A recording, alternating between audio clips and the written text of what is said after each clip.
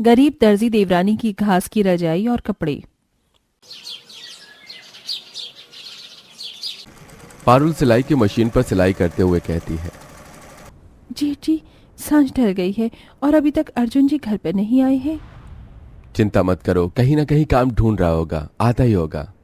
तभी ठंडी ठंडी हवाओं से गुजरते हुए अर्जुन घर पर आ जाता है। बहुत ठंड है बाहर, बहुत ही ज्यादा ठंड है। थोड़ी देर रजाई में बैठ जाता हूँ, थोड़ी गर्माहट मिलेगी। अर्जुन रजाई के अंदर बैठने के लिए आता है कि तभी उसकी भाभी कहती है, देवर जी, ये क्या बाहर से आए हो? हाथ मुंह भी नहीं धोए हैं। देखो हाथ पैर कितने गंदे हो रहे हैं। एक ही तो रजाई है मेरे मायके की, उसे भी गंदा कर दोगे क्या? इतनी ठंड में कैसे हाथ मुंह धोऊं, वो भी ठंडे पानी से। पानी गर्म करके रखा है, आप हाथ मुंह धो लीजिए। करिश्मा अपने मायके से दहेज में काफी कुछ लाई थी, इसलिए वो हर एक चीज पर अपना रौब जमाया करती थी। तो वहीं उसका पति उसी के गांव के मुखिया के घर में माली का काम किया करता था। लेकिन अर्जुन यहाँ वहां रोजाना काम के लिए भटकता था, उसके पास कोई ढंग की नौकरी नहीं थी। तो वहीं उसकी पत्नी कम पैसों में दर्जी का काम करके घर के गुजारे लायक पैसे कमाती थी। ओए होए, ठंड दिन प्रतिदिन बढ़ती ही जा रही है। थोड़ी लकड़ी जला देती हूँ तो घर में गर्माहट हो जाएगी। अरे इतनी लकड़ी जलाने की क्या जरूरत है? इस घर के अंदर लकड़ी क्या तुम लेकर आती हो? करिश्मा के आगे किसी की चल नहीं पाती थी और वो जो कहती थी सब वही सुनते थे। उनके घर में केवल एक ही रजाई थी जिसमें सब लोग एक साथ सोते थे, लेकिन एक रजाई में हर कोई आराम से सो नहीं पाता था। खास तौर पर बेचारी पारुल को तो रजाई बिल्कुल भी नहीं मिलती थी। बहुत ठंड हो रही है, ये ठंड बिल्कुल भी बर्दाश्त नहीं हो रही। और अभी तो ममता दीदी का सूट भी सिलना है। पारुल आधी रात तक सिलाई करती है और फिर सबके साथ रजाई में सोने की कोशिश करती है, लेकिन उसके पास रजाई आ ही नहीं पाती। क्या करूं? लकड़ी जलाई तो जिठानी जी सुबह मुझे बहुत डांटेंगी।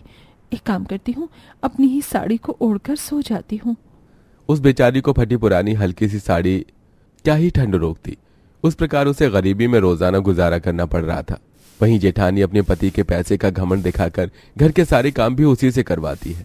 मेरा पति कमाता है और इस घर का गुजारा उसी के पैसों से होता है, ऊपर से मेरी रजाई के पीछे पड़े हो। अपने पति को बोलती क्यों नहीं हो कि कहीं काम करके एक रजाई खरीद ले? जेठानी जी, उनका कहीं काम ही नहीं लग रहा। बेचारे रोजाना ठंड में काम ढूंढने जाते हैं पर नहीं मिलता। बहाने तो तुम्हारे पास हमेशा तैयार ही रहते हैं। अब घर का गुजारा केवल आनंद की कमाई से ही चल रहा था, तो इसी के चलते करिश्मा और भी ज्यादा रौब जमाती है। लेकिन पारुल अपनी जेठानी की हर बात सुनती है और हर बात मानती भी है। साथ ही वो सभी अत्याचारों को भी सहन करती रहती है। आज की रात मैं अपने पति के साथ अंदर कमरे में सोना चाहती हूँ, कुछ वक्त उसके साथ बिताना चाहती हूँ।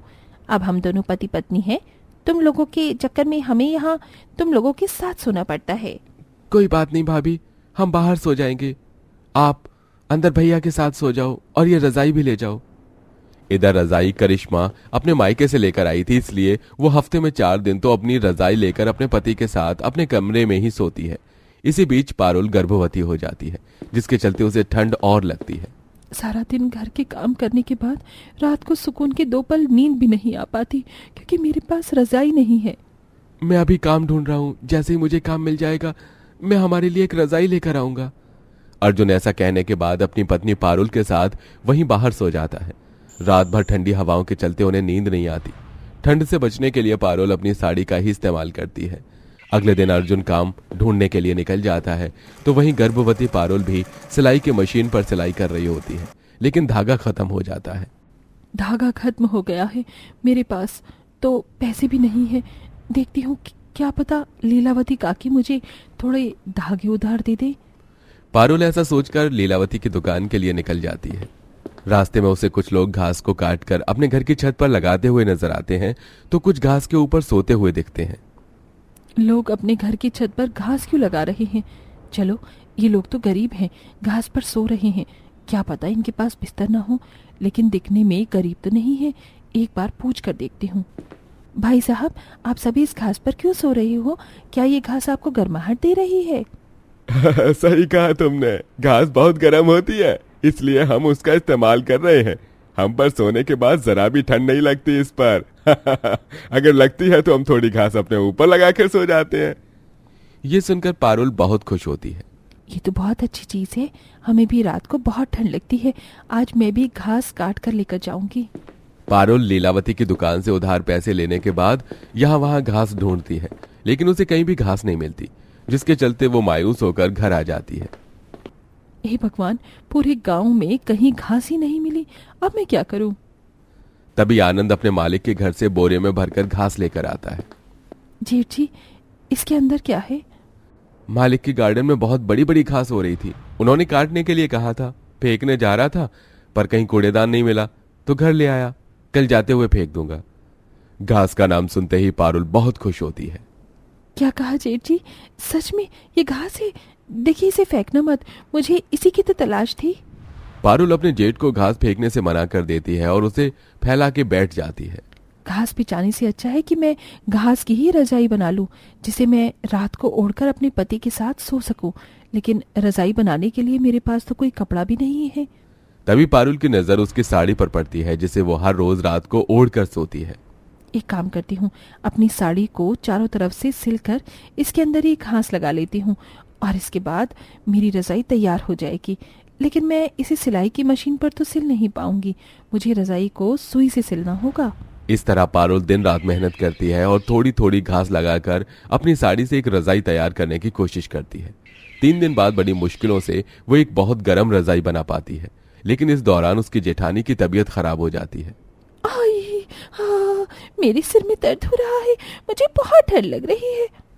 करिश्मा बहुत बुरी तरह कपकपा रही होती है। लगता है जेठानी जी को सर्दी लग गई है, मुझे इनकी देखरेख करनी होगी। पारुल अपनी गर्म रजाई भी अपनी जेठानी को उड़ा देती है और खुद अपने पति के साथ रात भर ठंड में सोती है। 2-3 दिन वो अपनी जेठानी की अच्छे से सेवा करती है और बीच बीच में रजाई की घास भी बदल दिया करती है। जब तक जेठानी जी की तबीयत ठीक नहीं है तब तक मैं रजाई और बना लेती हूँ। अब पारुल घास लाकर एक और रजाई बनाने में लग जाती है। इधर उसे रजाई भी बनानी होती है तो घर चलाने के लिए कपड़े भी सिलने पड़ते हैं। इसी बीच एक साड़ी पर वो घास सिलकर देखती है और पूरी साड़ी पर घास लगा लेती है। वहीं करिश्मा अपनी बीमारी में घास की रजाई ओढ़कर बिल्कुल ठीक हो जाती है। मैंने अपने अमीरी का अपनी देवरानी को बहुत घमंड दिखाया, फिर भी उसने मेरी बीमारी में मेरी मदद की और मुझे अपनी गर्म घास की रजाई भी उड़ा दी, जिससे कि मैं जल्दी ठीक हो जाऊं। मैंने उसके साथ बहुत बुरा किया। करिश्मा को अपनी गलती का एहसास होता है और वो माफी मांगने अपनी देवरानी के पास जाती है। देवरानी जी, मैंने तुम्हारे साथ बहुत बुरा किया, मुझे ऐसा नहीं करना चाहिए था। मेरी देखरेख करने के लिए तुम्हारा बहुत बहुत शुक्रिया। जो भी मैंने तुम्हारे साथ किया उसके लिए हो सके तो मुझे माफ कर देना। ये कैसी बातें कर रही हो? माफी मांगने की कोई जरूरत नहीं है, आप तो मेरी बड़ी बहन की तरह हो। ये सुनकर करिश्मा और भी खुश होती है। वैसे देवरानी जी, ये घास की रजाई बनाने का आइडिया तुम्हारे पास कहाँ से आया? सच में ये तो बहुत गर्म होती है, क्यों ना तुम खुद की रजाइयाँ बनाकर बेचना शुरू कर दो? सही कहा जेठानी जी आपने। वैसे भी घास की रजाई बनाने में ज्यादा पैसे नहीं लगते, बस मुझे 2 से 3 दिन तक अच्छे से मेहनत करनी पड़ती है। और देखिए, मैंने ये घास की साड़ी भी बनाई है, आप इसे पहनकर देखिए, आपको अच्छा लगेगा। फिर करिश्मा घास की साड़ी पहनकर आती है तो वो कहती है, देवरानी जी, ये साड़ी तो बहुत अच्छी है, मुझे जरा भी ठंड नहीं लग रही है। क्यों ना आप रजाई के साथ साथ घास की इसी तरह से कपड़े बनाकर बेचे, दोनों बिकेंगे। सही कहा जेठानी जी, आपसे मैं ऐसा ही करूंगी। तो ठीक है, अब से रजाई और कपड़े बनवाने में मैं और देवर जी भी तुम्हारी मदद करेंगे, साथ में तुम अपनी मशीन पर कपड़े भी सिल लेना। इस प्रकार जेठानी अपना घमंड खत्म करके अपनी गरीब देवरानी का साथ देती है, जिसके चलते वो बहुत सारी रजाइयाँ और कपड़ों पर घास लगाकर ठंड में बेचती है और खुद भी घास की साड़ी पहनती है। उनकी रजाई अच्छे दामों पर बिकती है और घास के कपड़े भी, जिससे उनकी परेशानियां धीरे धीरे खत्म हो जाती हैं। कुछ समय में पारुल अपनी खुद की दुकान भी खोल लेती है और खुशी खुशी अपने परिवार के साथ रहने लगती है।